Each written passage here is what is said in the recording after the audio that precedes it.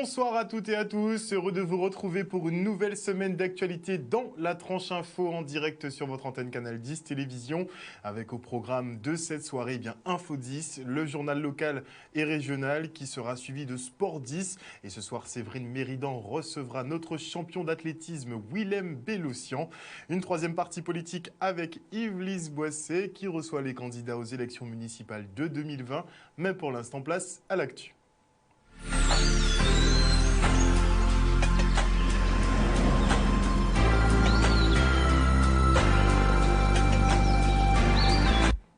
Nous sommes le lundi 25 novembre 2019 et voici les titres de votre Info 10.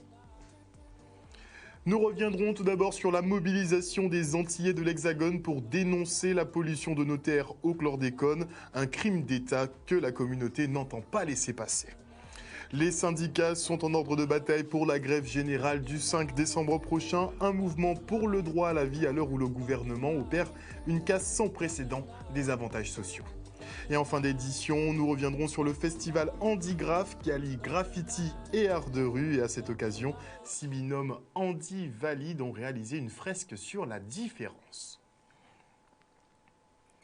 Le 14 novembre 1999, le professeur Camille Berchel est assassiné sur la plage du Souffleur à Port-Louis. Une disparition tragique commémorée par sa famille à l'occasion d'une marche samedi dans les rues de Pointe-à-Pitre. L'occasion pour eux de demander 20 ans après que justice soit faite, puisque faute d'éléments d'enquête, l'affaire avait été classée sans suite. Une décision qui n'est pas du goût de la famille de la victime, qui n'arrive pas à tourner la page. Regardez.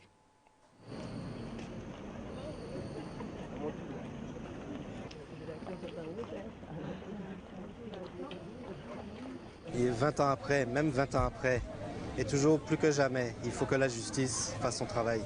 Il faut que l'enquête soit ouverte. Il faut que les témoignages des gens qui ont vu des choses, qui savent des choses, il faut que ça arrive au tribunal, il faut que les choses changent. On ne peut pas laisser cette situation comme ça, on ne peut pas faire notre deuil, on ne peut pas accepter, on ne peut pas laisser notre père Camille Berchel dans ce souvenir qu'ont les gens, beaucoup de gens savent ce qu'il était, l'ont connu. C'était quelqu'un de bien, c'était un bon professionnel, c'était un bon médecin qui adorait son métier. Il n'était pas question qu'il aille mettre fin à ses jours, c'est pas possible. Le dossier est fermé. Ils n'ont pas cherché, ils ont simplement dit ils n'arrivent pas à déterminer qu'est-ce qui s'est passé. Ils n'arrivent pas même pas à dire c'est un assassinat, on ne sait pas qui est l'assassin. Ils disent Camille est mort, on ne sait pas pourquoi et comment. Ce n'est pas normal. Il a été assassiné sur la plage de Port-Louis le 14 novembre 1999.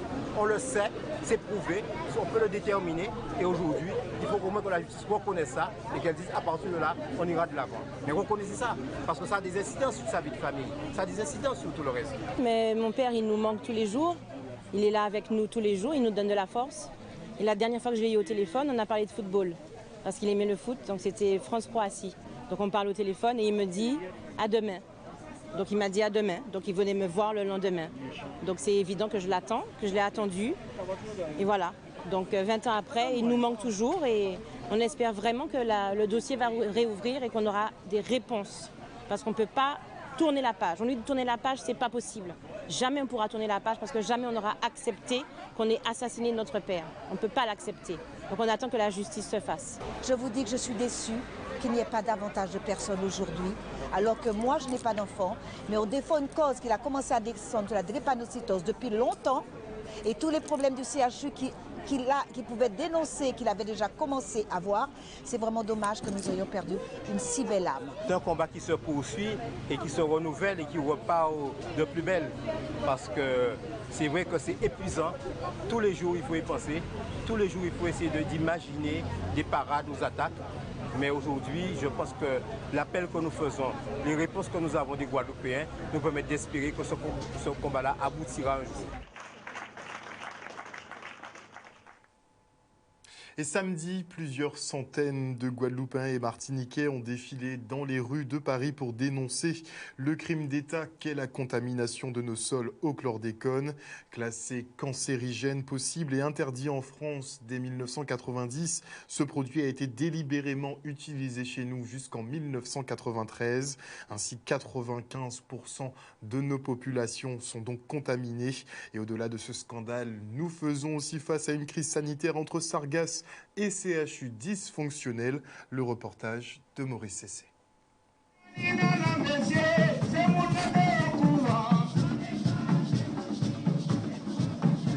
C'est un mouvement qui est normal, qui est légitime, qui est logique. Nous sommes antillais, nous sommes guadeloupéens, nous sommes martiniquais, nous sommes de la Caraïbe, nous sommes aux Outre-mer. Nous devons aujourd'hui crier notre souffrance, la souffrance de notre peuple qui est en Martinique, même si on ne la vit pas, mais on la vit à travers eux, cette souffrance-là.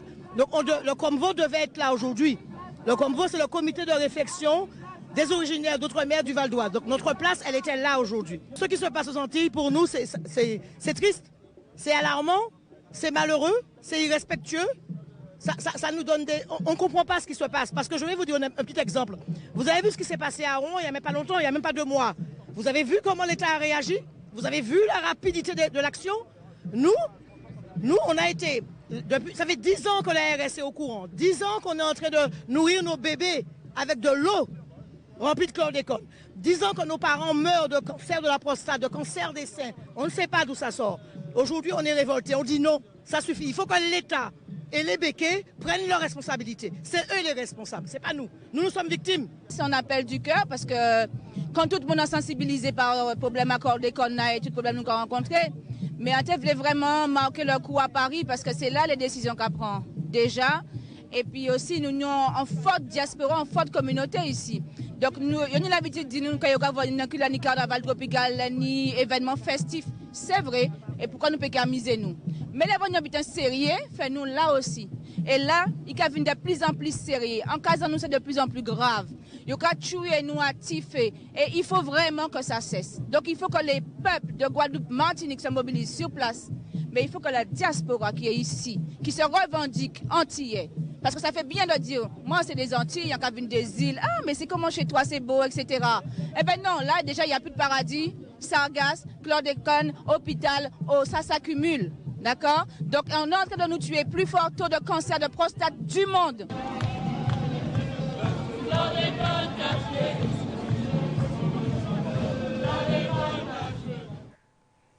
Et le rapport de la commission d'enquête parlementaire piloté par Serge Letchimy est tombé. Ce dernier accuse l'État français d'avoir fait subir des risques inconsidérés aux populations des territoires de Guadeloupe et Martinique au vu des connaissances scientifiques de l'époque.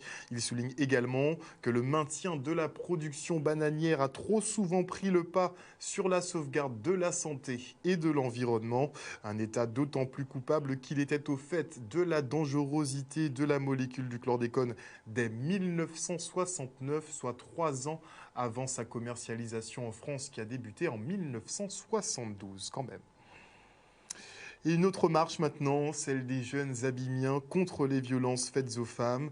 Depuis le début de l'année, 138 femmes ont été victimes de féminicides en France. Et même si en Guadeloupe, nous ne sommes pas arrivés à de telles extrémités cette année, les violences conjugales n'en sont pas moins très importantes. Le reportage de Maxime Morel. Chaque année, nous faisons cette manifestation et pour nous, il était important de toucher cette jeunesse parce que la violence part de cette jeunesse. La violence, elle est toujours là. Chaque soir, chaque matin, on entend que des jeunes se sont entretués et nous voyons que la tranche d'âge des personnes qui se tuent se situe entre 18 et 35-45 ans. Donc, il était important pour nous de toucher cette jeunesse, de porter ce conseil, cette éducation, cette moralité pour permettre à cette jeunesse de prendre conscience et de plus jamais ça, de ne pas accepter de se laisser taper, de ne pas accepter de se faire insulter. Et c'est tout le combat que nous voulons mener. Il faut arrêter les violences faites aux femmes. Et franchement, nous sommes, comme vous le voyez ici, nous sommes tous réunis pour dénoncer ce qui se passe dans la société parce que les femmes sont dans un système, elles ont peur, elles sont en silence. Et nous, on parle au courage à leur place pour dénoncer ceci et pour faire justice pour elles. C'est très important parce qu'il est inadmissible que des femmes subissent des violences de la part de leurs conjoints, de leurs compagnons. Il est inadmissible que les enfants soient des victimes, subissent aussi cette même violence. Oui, c'est important pour nous parce que c'est comme si, comment dire, nous sommes une famille. Donc, ce qui arrive aux femmes, c'est comme si ça nous touchait nous. Les femmes qui prennent des coups, c'est comme si on prenait le coup aussi. Donc, voilà, nous sommes tous réunis pour ça, pour dénoncer.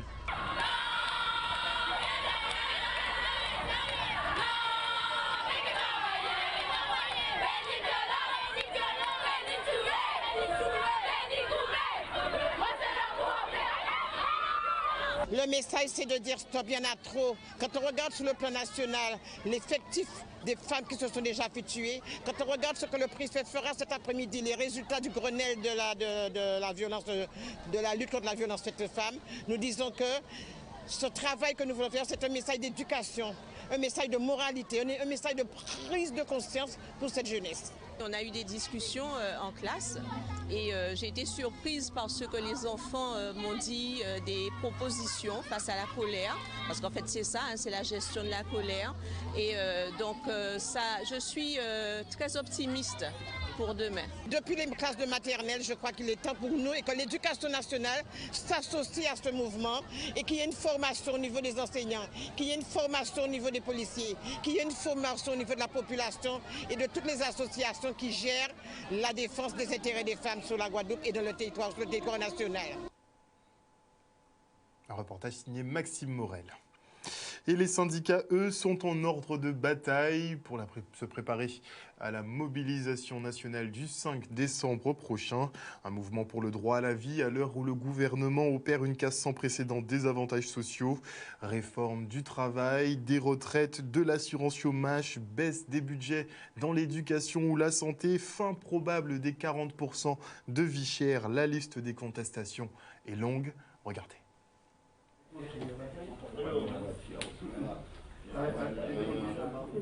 Nous avons des attaques qui portent contre nous, qui sont très raides.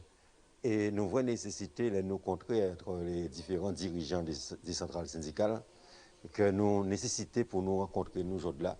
Et nous basons donc en sorte de colloque, ensemble pour défendre le droit à la vie. Parce qu'en tant que travailleurs actifs ou en difficulté, en tant que travailleur privé d'emploi en difficulté, en tant que retraité, ou qu'il y ait plus en difficulté encore. Et nous surpris de vrai que nous avons découvert des situations, pourtant nous avons géré, nous avons donc en vision sur toutes les via syndicats, via organisations là, mais nous avons apprendre à travers contrer ça, à travers différentes autres structures, donc que nous avons bocanté et nous avons vrai que nous avons apprendre en l'eau. Donc c'est nécessaire que ça fait. Mais pour nous, c'est préparer nous pour nous aller au-delà. Le 5 décembre, il y a une date qui est importante, oui, mais il n'y a pas seulement date là, ça. Ni aussi au-delà, parce qu'il n'y a pas d'une journée que nous fait le gouvernement et le patronat qui l'est. Mais aujourd'hui, les difficultés sont multiples. Nous avons des difficultés en termes de conditions de travail, nous avons des difficultés par rapport au bâti scolaire, nous avons des difficultés parce qu'aujourd'hui, il nous manque des moyens, notamment des moyens humains pour pouvoir faire face à l'ensemble des réformes qui sont en train de se mettre en place. Et puis surtout, nous avons des difficultés d'ordre tout simplement géographique. Nous avons des transports en commun qui ne sont pas corrects pour permettre à tous les jeunes, notamment qui veulent asseoir un certain nombre d'options de le faire. Nous avons des difficultés parce que malheureusement, nous n'avons pas suffisamment d'internats pour permettre aux jeunes qui sont les plus en difficulté de pouvoir loger tout près du centre de formation. Nous avons des problèmes en termes de restauration scolaire.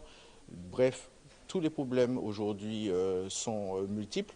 Tout simplement parce qu'aujourd'hui, l'éducation n'est pas une priorité et on ne veut pas mettre les moyens financiers pour faire face aux difficultés que nous rencontrons.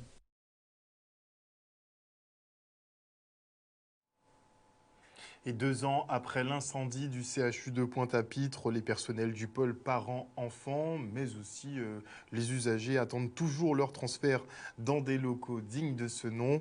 Pour l'heure hébergé par la polyclinique, ce service doit être transféré sur le site de Palais-Royal aux Abîmes. Un déménagement prévu de longue date qui devrait se concrétiser d'ici novembre 2020. D'une durée de 10 mois, les travaux devraient commencer en théorie en mi-décembre prochain. On fait le point.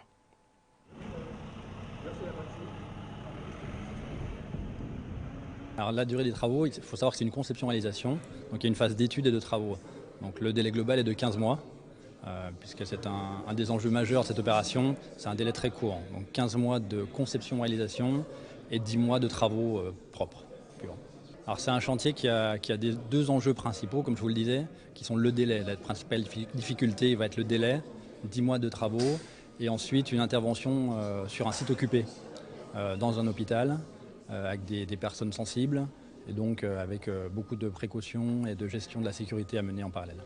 Oui, absolument, c'est très important parce qu'en fait, je crois qu'il est important de montrer que nous avons beaucoup travaillé sur les études et l'aspect études n'est pas visible. Et donc il est temps maintenant de montrer des choses très concrètes et très visibles pour que tout le monde y croit et sache qu'on va déboucher en 2020.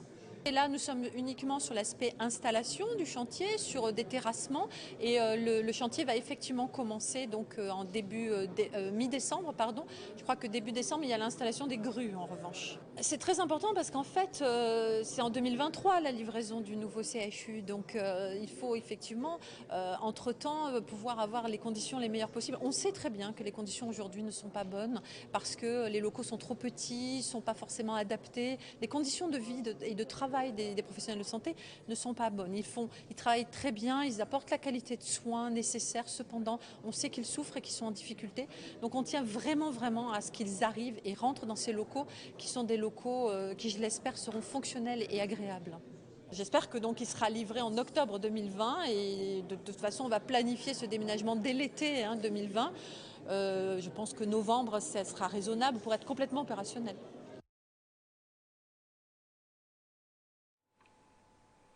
Agence régionale de santé qui, vous le savez, gère l'offre de soins en Guadeloupe et qui a signé ce jour une série de conventions avec l'Académie de Guadeloupe pour renforcer la prise en charge des élèves porteurs de handicap.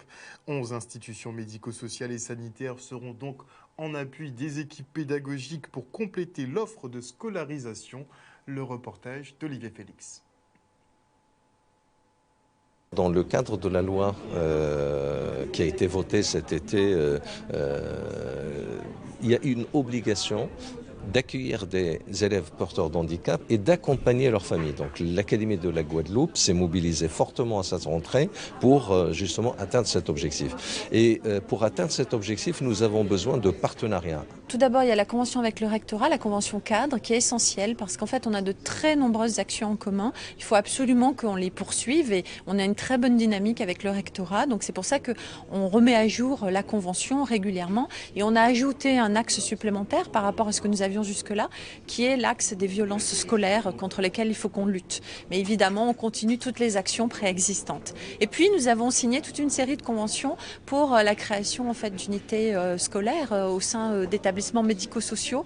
Et bien sûr, le rectorat est en première ligne là-dessus, mais l'ARS est aussi dans cette ligne-là parce que nous appuyons bien sûr cette action du champ médico-social pour faire en sorte que nos enfants qui ont des handicaps puissent ensuite s'insérer dans la vie de tous les jours par la suite. Aujourd'hui, on arrive à plus de 2500 élèves dans nos systèmes éducatifs, qui est en augmentation depuis ces dernières années, tout simplement parce que nous avons obligation de scolariser des enfants dans des conditions normales, comme leurs camarades, avec un accompagnement bien évidemment spécifique. Donc l'école s'ouvre, l'handicap n'est plus un tabou et les équipes sont formées pour pouvoir accompagner ces élèves. Et on enchaîne avec le festival Handigraph qui allie handicap et art de rue. Et à cette occasion, 6 binômes handi-valides ont ainsi réalisé une fresque murale sur la différence. Le reste en images. Donc nous sommes à Jarry pour le premier festival du Handigraph en Guadeloupe et nous avons une journée fabuleuse devant nous avec une grande fête où grâce à la participation de Stick, triple champion du monde de body painting et de Bully, slammer et ambianceur, nous avons créé de toutes pièces avec l'équipe du CERAC ce premier festival où nous avons donc 6 binômes de graffeurs, accompagnés chacun d'une personne en situation de handicap. Et tout au long de la journée, ils vont donc graffer, comme vous pouvez le voir derrière nous, une fresque, chacun sur un morceau du mur, sur le thème de la différence. Et dans l'après-midi, tout s'arrête. Et nous avons un jury qui va donc sélectionner les gagnants. Mais bien sûr, il n'y aura que des gagnants. Je suis ravi de participer à ce projet. Je suis surtout ravi d'avoir répondu présent à l'appel et à la demande du CERAC. Lorsqu'ils m'ont contacté, ils m'ont proposé le projet. J'ai dit oui tout de suite. Après, il a fallu travailler sur le comment. Ça a été mis en place. Le CERAC, comme d'habitude, très ouvert. Et surtout dans l'optique de comprendre. Et je pense que c'est aussi le but, en dehors de, on peut dire entre guillemets, souvent les gens appellent ça l'art-thérapie. C'est essayer de faire découvrir aussi aux gens et à tout public, que ce soit les personnes en situation de handicap, que les gens qui vont venir et qui, eux, ne sont pas en situation de handicap, découvrir le travail en collaboration, mais le travail d'artiste. Qu'est-ce que le graffiti? Qu'est-ce que le street art? Comment il peut être transmis? Est-ce qu'il peut être transmis? Quels sont les codes? Voilà, donc je suis très heureux d'avoir été choisi pour être le directeur artistique et gérer vraiment la partie artistique de ce festival. Je suis super content d'être là aujourd'hui. On est dans une très bonne ambiance. Ce projet m'apporte beaucoup parce que c'est la première fois qu'on fait un genre de festival en Guadeloupe. Et j'espère qu'il y aura une continuité par la suite et surtout dans les années prochaines. Parce que ça vaut vraiment le coup de pouvoir s'exprimer au mieux qu'on peut, surtout pour les personnes handicapées et surtout pour les personnes valides en même temps. Donc on va commencer par... Franchement, félicitations pour cette opération. Et les parlementaires de Guadeloupe et de Martinique se félicitent de l'adoption d'un abonnement relatif justement à l'expérimentation d'une zone de duty free sur nos territoires. Aujourd'hui, le Sénat a adopté l'amendement qui vise à permettre aux magasins agréés de nos villes portuaires de vendre en exonération de TVA, d'octroi de mer et d'accise des marchandises qui seront emportés dans les bagages des croisiéristes. Un dispositif créé pour une période de 4 ans et qui exclut la vente de tabac et les biens qui ne sont pas destinés aux besoins propres des particuliers. Ces amendements reprennent une mesure présentée par le gouvernement à l'Assemblée nationale en octobre dernier, lors de l'examen en première lecture du budget 2020. Il avait été retiré à cause de l'incompréhension de certains députés, qui ne sont pas de chez nous bien évidemment, mais le tir a été rectifié. Et on enchaîne avec la salsa cubaine qui était à l'honneur. C'était au Moule ce week-end. Regardez.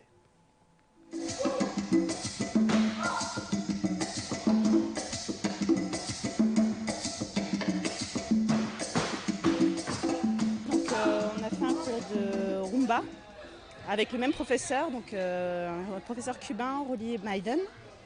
Et aujourd'hui, c'était Lady Style, donc c'est la gestuelle féminine en salsa. On apprend la gestuelle pour pouvoir danser ensuite avec un partenaire.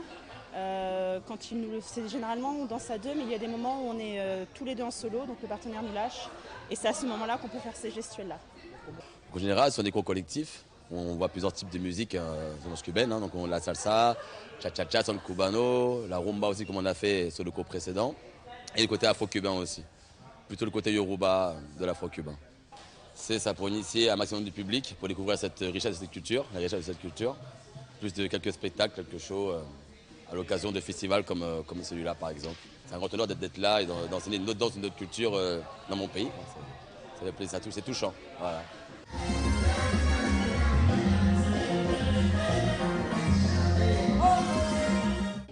Alors écoutez, aujourd'hui ça se passe magnifiquement bien. Hier nous avons eu la soirée d'ouverture avec la présentation des artistes et depuis 9h, plus d'une centaine de personnes sont en train de suivre des cours en simultané dans 2 salles pour danser, pour apprendre à danser certaines techniques de la salsa.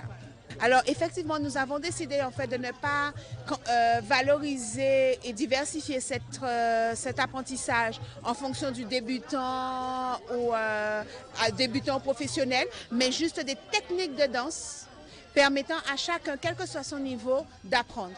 Qu'on soit juste débutant ou perfectionné, on arrive à s'adapter et les professeurs sont très à l'écoute afin de permettre à chacun qu'après les 1 heure, qu'ils aient acquis une pratique importante pour danser la salsa.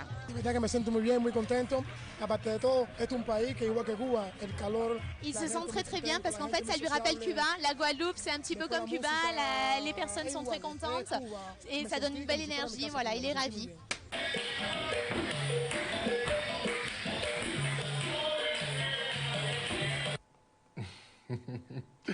Et comme dit l'un de nos auditeurs sur Internet, oui, salsa Simoun, bayad. Voilà, chers téléspectateurs, nous sommes arrivés au terme de votre Info 10. Merci pour votre fidélité. N'oubliez pas que sur Canal 10 Télévision, vous faites l'information que nous diffusons. Le journal local revient demain à 18h30. Passez une excellente soirée à l'écoute de nos programmes.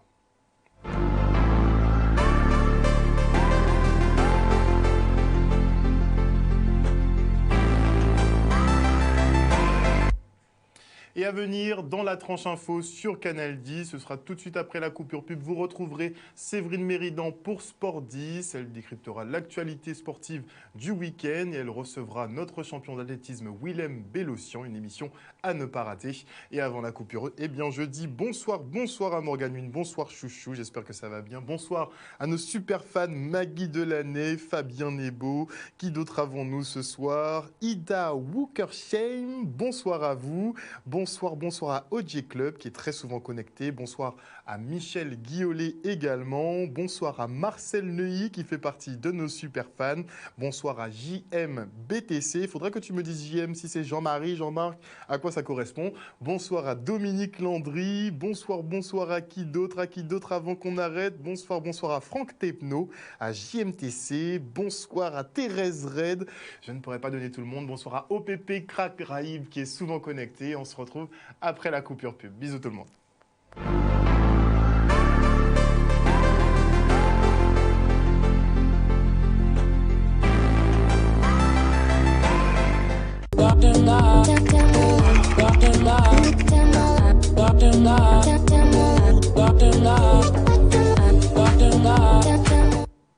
Bonsoir et bienvenue dans votre nouveau numéro de Sport 10 où bien sûr on décrypte l'actualité sportive du week-end et où on parle également de sport en général. Je vous rappelle que si vous voulez nous transmettre des informations par rapport à vos événements ou même résultats sportifs, n'hésitez pas à nous adresser un mail à l'adresse suivante sportcanal10@gmail.com. Ce soir, on va parler de basket, de sport automobile, on va revenir aussi sur le triathlon, mais également ce soir avec nous, on reçoit Willem Bellossian. Willem, bonsoir. Bonsoir, Céline.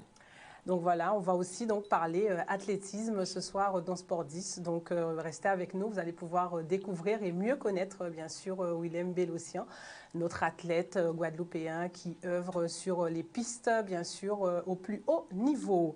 On va tout de suite se diriger au niveau du basket où samedi le hall Paul Chonchon était donc l'antre qui accueillait les demi-finales de la Coupe de France zone Guimargois. Chez les filles, la MJCA des Abîmes qui représentait la Guadeloupe s'est inclinée face à l'ASSAM, club guyanais, 50-67. L'équipe de Macouria recevra donc le 7 décembre l'équipe du Golden Star de la Martinique pour la finale donc, de cette Coupe de France zone Antilles et qui déterminera bien sûr donc, le représentant de la zone. Du côté des hommes, le Bonello recevait l'ASC Tours, une équipe bien sûr habituée de cette compétition. Et les Bonellotistes se sont imposés dans cette rencontre. Une victoire qui leur offre, comme je disais, pareil pour les filles, une place en finale pour la Coupe de France Zone Antilles, toujours le 7 décembre, contre le Golden Star. Le coach Samé revient, bien sûr, sur les différents éléments qui ont permis à son équipe de pouvoir repartir avec la victoire. Il faut retenir l'essentiel.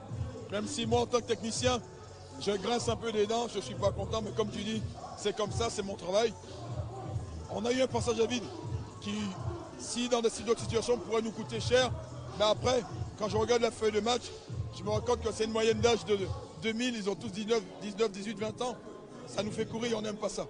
Donc du coup, pas de chance, mais l'avantage, mes joueurs ont un petit peu plus d'expérience, donc savent garder la tête froide et rentrer en gestion. On aurait pu faire une meilleure gestion, je te l'accorde, mais voilà, on a su faire la bonne gestion au bon moment pour se rééquilibrer et prendre conscience on doit faire mieux que ça.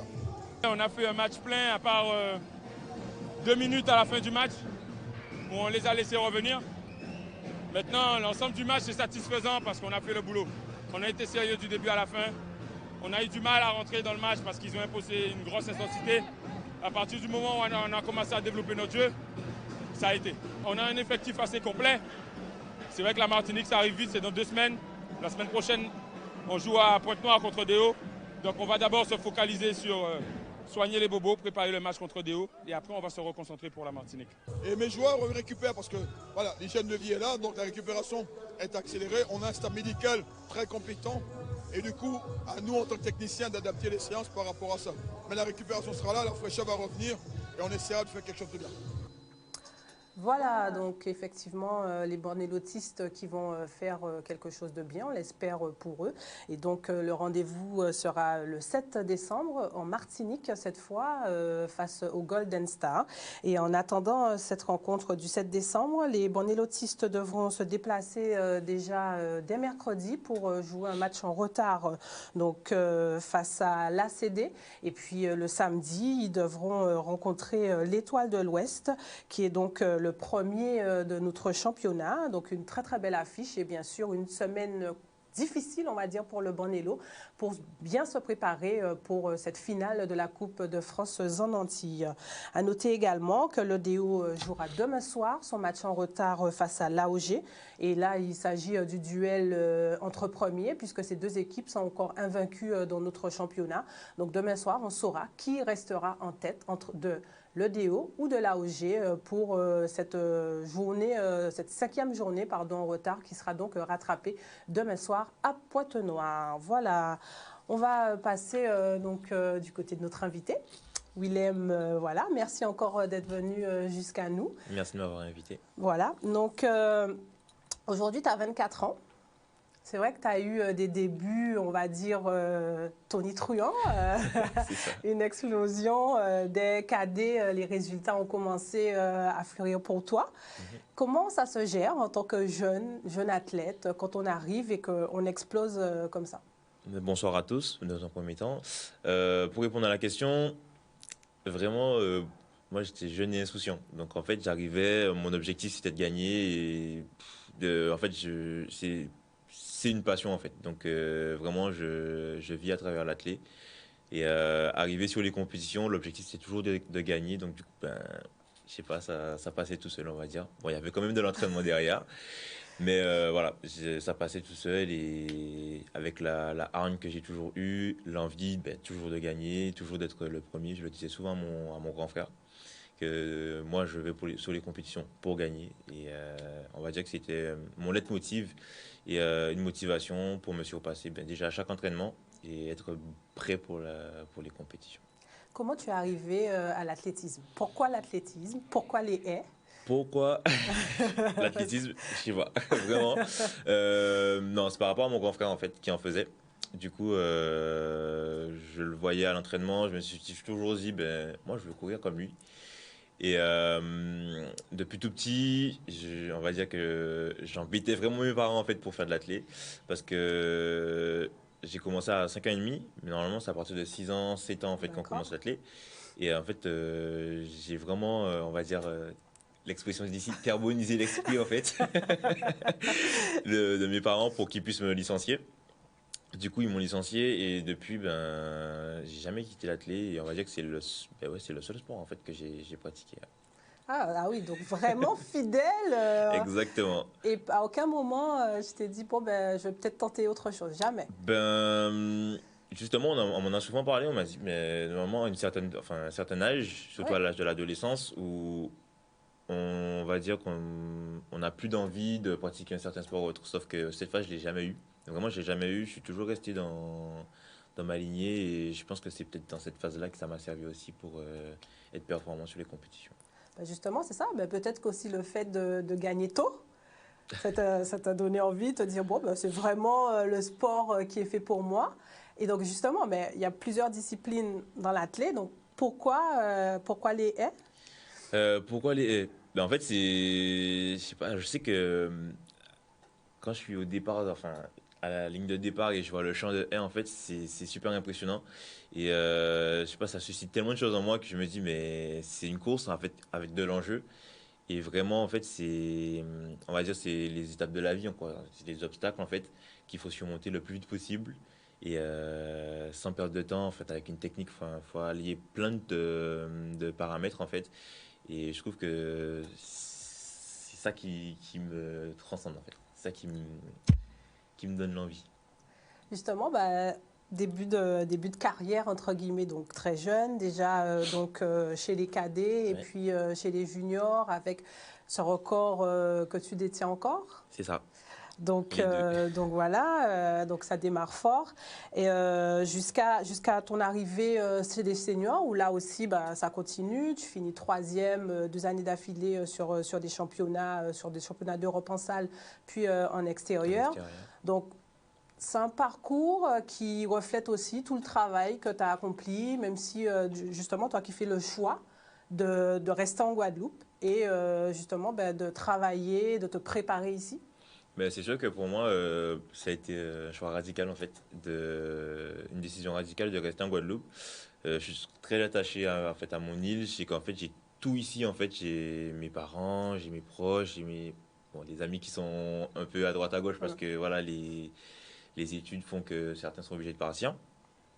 En tout cas, j'ai ma cellule en fait performante ici qui me permet d'évoluer. J'ai mon staff, mais j'ai mis aussi autour de moi en fait ce qu'il fallait pour me permettre de rester ici.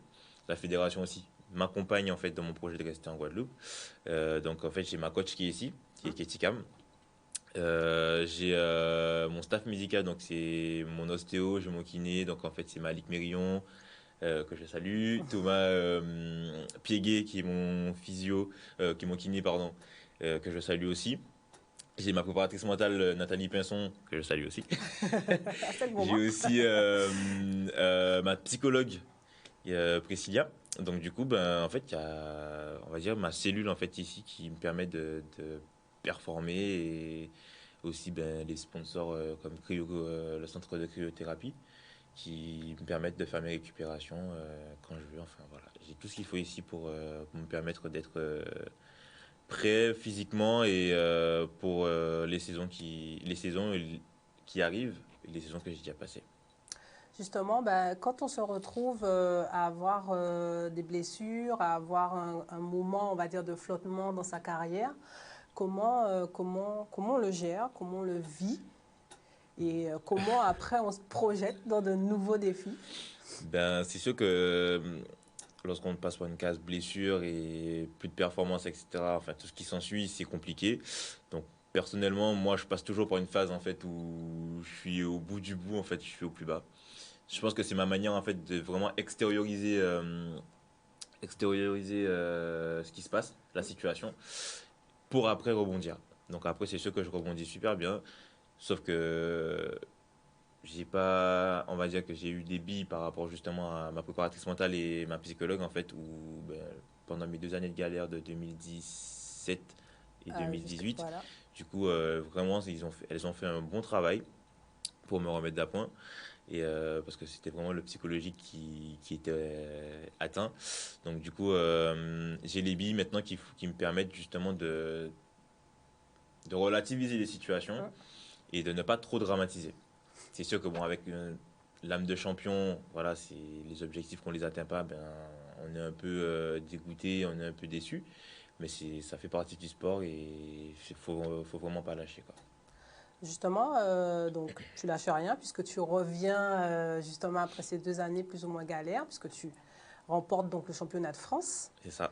Donc après arrivent les championnats du monde à Doha, où là ça se passe moins bien. Moins bien, exactement. Donc justement. En fait, l'année 2019, du coup, j'ai fait le choix en fait de commencer une préparation sur l'INSEP. Donc de septembre à octobre, je suis resté sur l'INSEP pour faire une préparation avec Stéphane Caristan. Donc j'avais 2 mois de préparation physique. Après, je suis rentré en Guadeloupe. Donc le travail, il a continué avec Katie Cam comme d'habitude. En plus, ils s'entendent bien avec Stéphane Caristan et Katie. Donc du coup, j'ai poursuivi le travail avec Katie. Du coup, je fais une saison hivernale. Je fais 3e au championnat de France à Miramas.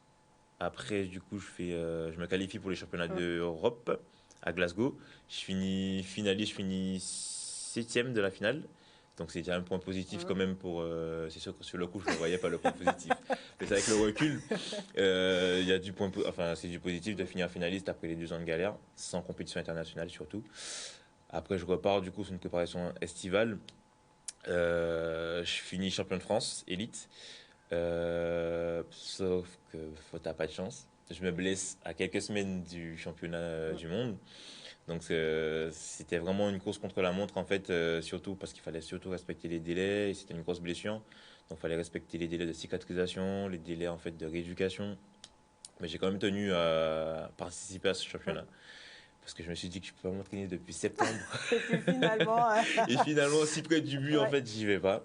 Donc vraiment, je me suis reconcentré, remobilisé et je suis parti en rééducation au CERS de Bouloris, où j'ai rencontré des gens formidables, justement, qui m'ont permis de... Parce que bon, c'était mieux de rester sur la métropole que de rentrer en Guadeloupe. Et ces gens, en fait, m'ont vraiment... c'est des gens avec qui on a appris, qui ont appris aussi, parce que voilà, on a beaucoup échangé et c'est vraiment une période où ça m'a remobilisé. Sauf que j'ai dû revoir l'objectif. C'est parce que c'était pas l'objectif que je m'étais fixé, mais voilà, j'ai quand même été demi-finaliste et c'est quand même pas rien dans ce championnat du monde. Les étapes suivantes arrivent à grands pas, puisqu'on va être dans une année olympique. C'est ça. Donc, je suppose que le planning doit être chargé, déjà bien établi pour avoir une bonne prépa, pour pouvoir se qualifier pour les JO.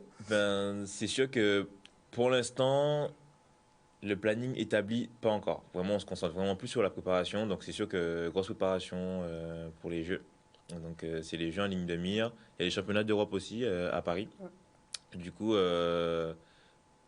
je fais une grosse préparation, je pense, jusqu'au mois de mars-avril, en fait, sur la Guadeloupe. Et après, c'est sûr que avril-mai, c'est là où, justement, les meetings internationaux ils commencent. Donc, du coup, ce sera le départ dans ces eaux-là, je pense. Donc là, l'objectif, avoué... Mais comment dire Comment dire L'objectif, il est simple. Vraiment, il est simple. En fait, c'est finaliste et monter sur la boîte pour que moi, je puisse chanter la Marseillaise. Moi, c'est mon objectif de... On retient la date. C'est mon objectif déjà depuis 2016. Oui. Bon, on va pas... Voilà, c'est des expériences qui vont servir, c'est sûr. Mais... voilà, mon objectif vraiment, il est de monter sur la boîte, de chanter la Marseillaise et de représenter surtout la Guadeloupe en fait au Japon. Voilà. Je vous donne donc les dates, commencez à vous préparer, tout comme William se prépare, parce qu'il va falloir l'encourager, le soutenir. Exactement. Donc justement, Tokyo, 24 juillet au 9 août. Bien sûr, entre-temps, il y a beaucoup de choses à réaliser pour pouvoir se qualifier. Donc, on te souhaite que du bon pour toute ta préparation et pour la suite de la compétition. On va faire aussi un petit encart sur l'athlé en Guadeloupe, parce que toi qui as fait le choix justement de rester ici et de te préparer, de gérer en fait plus ou moins ta carrière ici, quelle vision tu as justement de l'athlétisme ici en Guadeloupe? Pour ma part, en fait, comment dire? La vision que j'ai de l'athlète, c'est qu'il y en a beaucoup qui en pratiquent. Il y a beaucoup de jeunes qui ont de l'ambition, enfin qui ont justement des envies de faire partie de l'équipe de France et faire des compétitions internationales. Mais c'est compliqué en fait en Guadeloupe, vraiment le sport de haut niveau. Vraiment, c'est compliqué pour amener les athlètes justement. En fait, on va dire que il manque quand même du suivi. Il manque quand même de l'accompagnement. Je pointe du doigt plus les politiciens sur mettre en œuvre en fait ce qu'il faut pour permettre aux athlètes mais les infrastructures qu'il faut. Il y a les stades, mais des pistes bonnes, il n'y en a pas beaucoup. Voilà, en fait, mettre ce qu'il faut autour en fait, des athlètes en fait, pour qu'ils puissent performer et que la Guadeloupe puisse sortir plus de champions, parce que je pense que là, ça commence à manquer. Très bien. En tout cas, merci beaucoup, William, d'être venu avec nous pour parler un petit peu de toi, de justement toutes tes échéances à venir. Nul doute qu'on te retrouvera d'ici là. Donc là, c'est le point de départ. Et on se donne rendez-vous dans quelques mois pour faire un petit point d'étape avant les gros événements. Donc nous, on va passer bien sûr au sport automobile, puisque donc dimanche, il y avait donc la 62e édition du Rouen Trophy, 84 4 pilotes étaient engagés avec l'ambition, bien sûr, d'être le plus rapide sur la distance de 400 mètres au niveau de Goyave. C'était le 3e rendez-vous de l'année sur ce type d'épreuve. Et donc, les pilotes avaient hâte de découdre.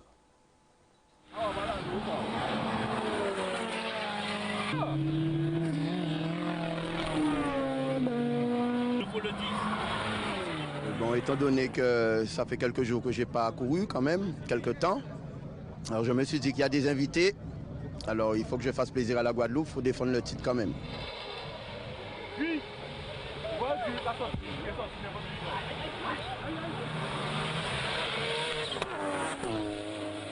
J'ai dit tout simplement que la voiture a intérêt de tenir parce que je vais tout lâcher.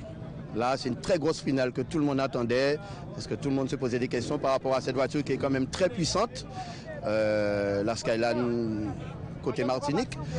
Et d'ailleurs, je lui tire mon chapeau pour sa voiture, mais je me suis dit que franchement, là, c'est la finale entre moi et lui, et il faut que je lâche tout, quoi.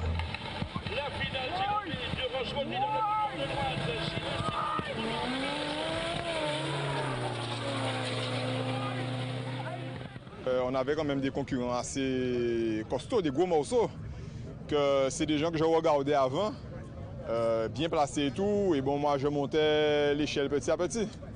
Et bon, j'estime qu'aujourd'hui j'ai atteint le sommet de l'échelle, mais en même temps je ne me mets pas de limites, je repousse les limites, c'est-à-dire que je voudrais encore faire mieux. Parce que faire un diesel en traction, tenir sous un bitume qui n'est pas dans très bon état, c'est quand même difficile et bon, c'est un travail de longue haleine et bon, aujourd'hui j'estime que ça a payé.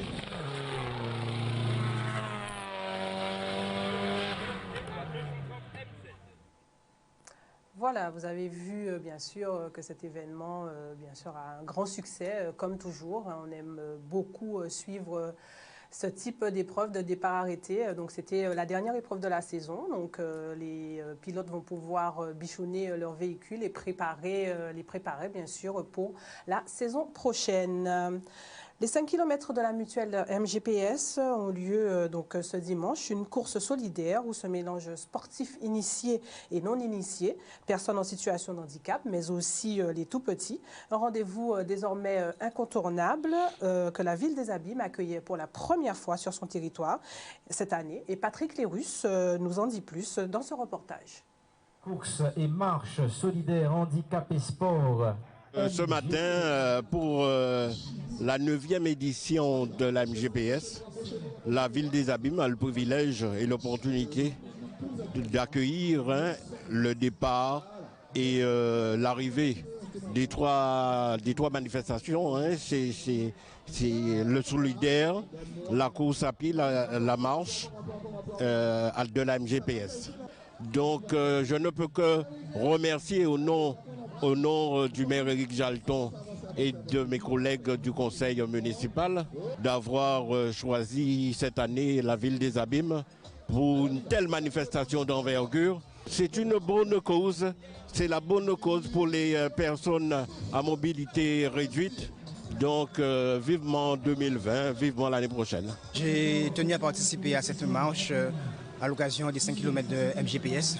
Comme chaque année j'y participe, c'est une bonne cause pour les handicapés. Mais de par cela aussi, je suis un compétiteur aussi. Donc c'est déjà une occasion pour nous aussi de faire un petit entraînement et une double cause. Enfin, une double cause, c'est-à-dire m'entraîner aussi et aussi marcher pour les handicapés, donner ma contribution. Et de voir aussi que les handicapés qui sont accompagnés des gens qui sont bien portants, donc ça les motive aussi, qui sont encadrés, ils ne sont pas oubliés. Donc voilà, donc je tiens à dire aux gens, les handicapés, s'ils ont leur place, qu'on peut toujours y arriver, même si on a des difficultés.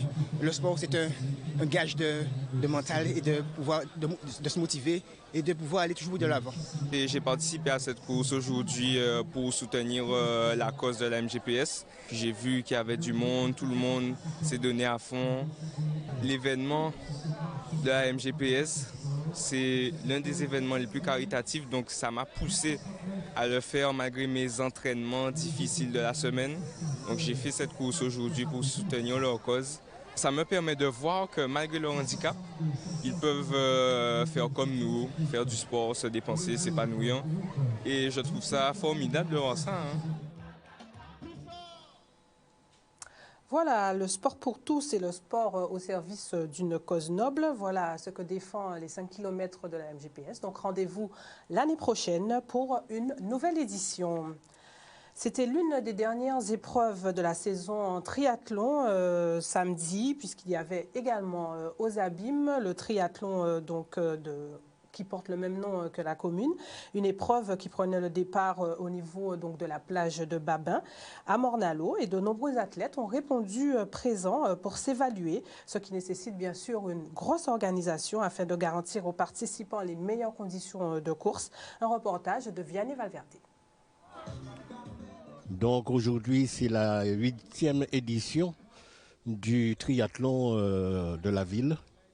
Donc le départ a eu lieu sur la plage de Babin à Morne-à-l'Eau. Il y avait ensuite un circuit en 2 fois en cyclisme et 2 fois en athlétisme. Donc tout se passe bien, sans accident. Effectivement, vous savez comment, même après les appels qu'on a lancés, les véhicules sont un petit peu très turbulents. C'est la raison pour laquelle je lance l'appel encore une fois. Lorsqu'il y a un arrêté et qu'on voit qu'il y a des policiers qui font la circulation, surtout avec les signaleurs, nous vous demandons que 2 heures de temps, de grâce, ralentissez, parce que ce sont des athlètes, ce sont des êtres humains qui sont sur le circuit. Donc, faveur à eux, tout d'abord. Et je tiens à vous dire merci quand même, parce que jusqu'à la journée d'aujourd'hui, il n'y a pas eu d'accident.